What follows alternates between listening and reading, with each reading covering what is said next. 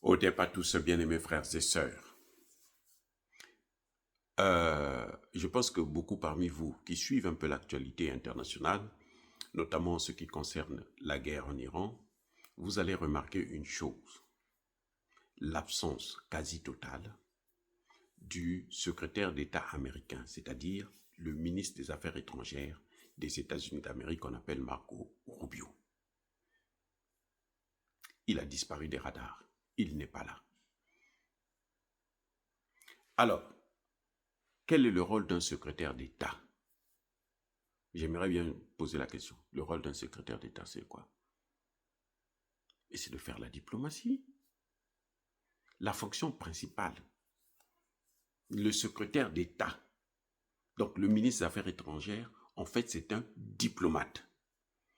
Un diplomate, c'est celui qui est là, son travail, c'est parler avec les autres pays pour régler les problèmes de votre pays.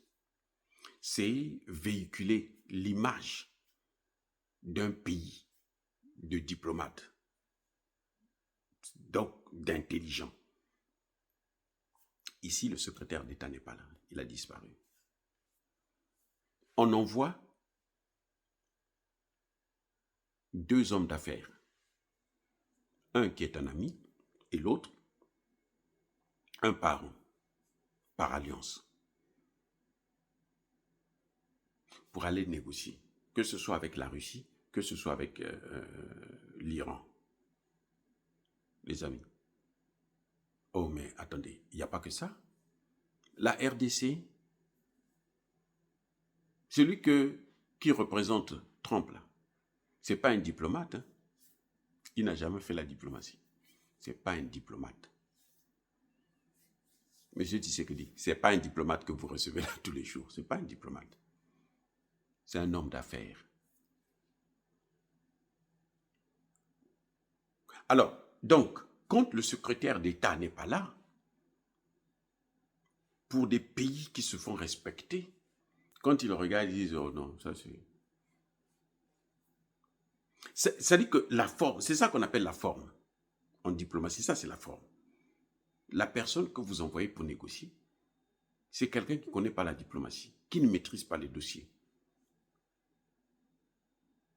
À partir de ce moment, la forme, elle est déjà caduque.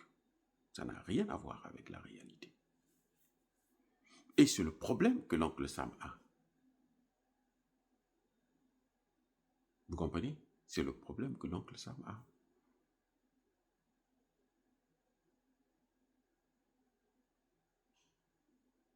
C'est-à-dire que il est, comment dirais-je, il n'est pas sérieux pour régler le problème iranien.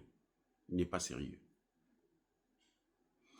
Regardez, quand il y a eu les négociations, le vice-président, qui est une autorité certes, s'en va avec deux diplomates qui sont vomis, je dis bien vomis par l'Iran. Si on avait envoyé le vice-président et le ministre des Affaires étrangères, ah là, ce serait autre chose. Dans tous les cas, le ministre des Affaires étrangères ne devrait pas manquer dans cette délégation. Pour un pays qui se respecte. On envoie le vice-président. Très bien. Après le président, c'est lui. Le vice-président arrive en une journée de négociation. Il a appelé le président au moins 12 fois. 12 fois. Mais à quel moment? Donc, il n'avait pas de pouvoir. Donc, ils n'envoient pas des gens habilités, compétents, capables de régler le problème, de discuter. Deux, la plus haute autorité qu'ils envoient pour essayer de encadrer un peu les choses, lui, il n'a aucun pouvoir. Il ne décide rien.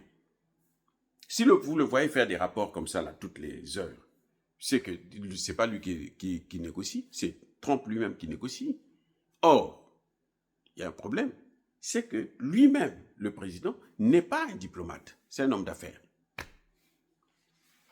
Qu'est-ce que vous attendez de là? La diplomatie est tellement précieuse qu'on ne peut pas mettre ça dans les mains de n'importe qui. Les amis, vous ne pouvez pas prendre un homme d'affaires, même s'il a réussi dans le business, s'il est riche ou quoi, machin, milliardaire, multimilliardaire, en faire un diplomate. Ça n'a pas de sens.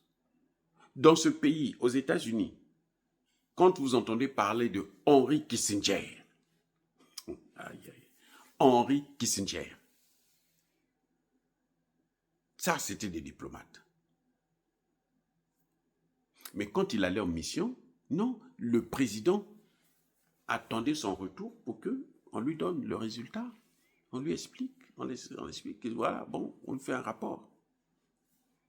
Lorsqu'il y a eu des problèmes d'élection entre Bush et puis Al Gore, qui en est allé prendre?